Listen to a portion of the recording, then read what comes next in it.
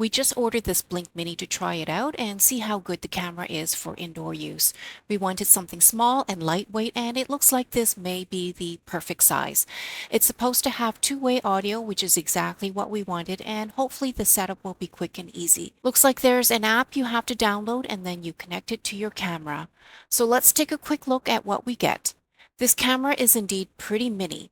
It's small enough that it fits in the palm of my hands, and I like the simple square design.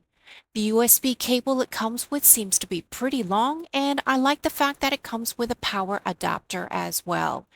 And check that out. They even threw in a couple of screws in case you want to screw it into the wall. And here's a pamphlet with instructions on how to care for the camera. Now let's take a closer look at the camera. Up top we have the speaker holes for two-way audio, and you can also adjust the positioning of the camera by tilting and rotating the neck.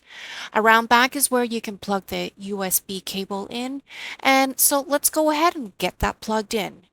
And then this is the other end of the cable, which will go ahead and plug into the power adapter. In a follow-up video, I'll show you how to quickly set up the software so you can see the picture quality right away.